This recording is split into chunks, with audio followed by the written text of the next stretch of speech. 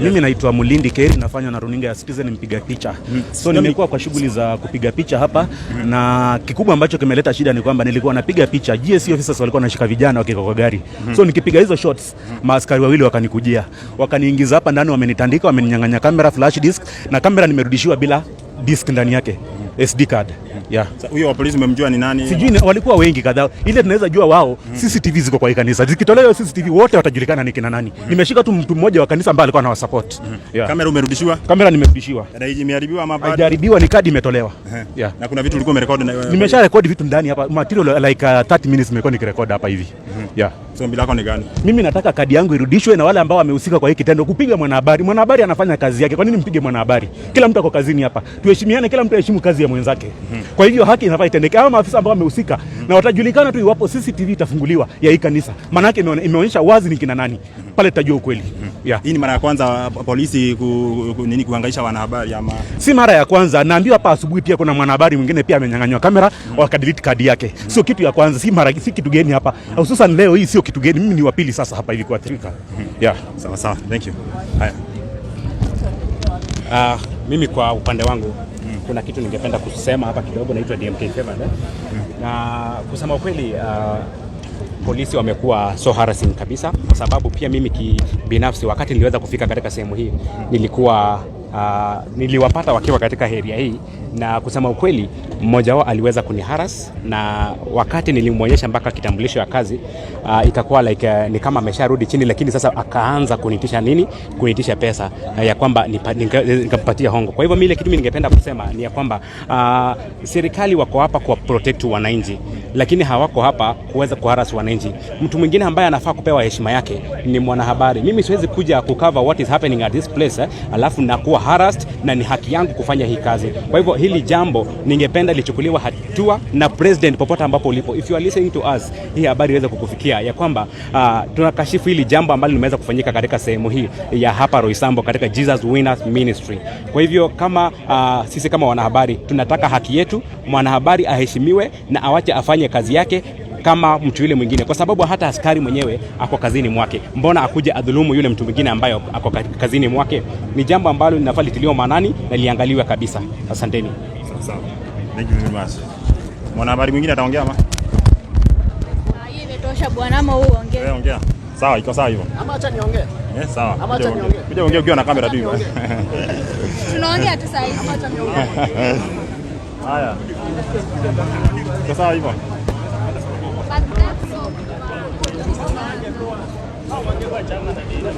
Kuganithine wa Jesus Winner Ministry kwa Roysambu kaunti ya Nairobi.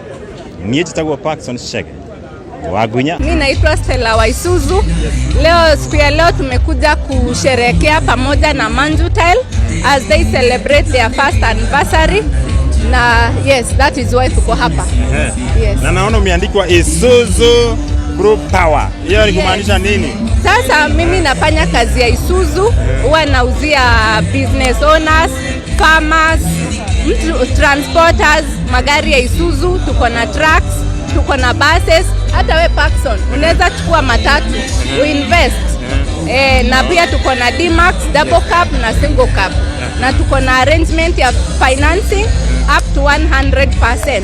So kama uko kwa biashara na unahitaji lori, probably unateseka na high maintenance ya ile mzee, ama una haya sana, unaweza kuja uniongeleshe, namba yangu nitawekea hapo, nitawasaidia to get ama to own a brand new Isuzu truck.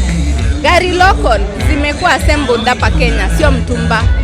Yes. So mtu kama hana pesa, hebu tuelezea hapo vizuri ndio hata mimi nielewe vizuri. Kwa sababu hata mimi naweza hitaji moja. Mtu kama hana pesa yote ama kunaendaje?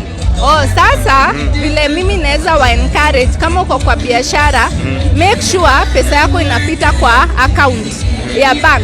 Na saa hizi tuko na pia arrangement nyingine, M-Pesa peke yake inaweza tumika. So usikuwe na transact na cash. Make sure pesa yako inapita kwa M-Pesa ama kwa bank. Kwa sababu tumepartner na most banks, big banks here in Kenya, na hiyo ndio kitu wao wanaitisha. Wanaangalia transactions zako na pia lazima ukuwe na CRB poa. So imagine lori kama ingine Manjutel ako nayo inabeba 12 tons, FRR 90 ama Slay Queen inabeba 12 tons.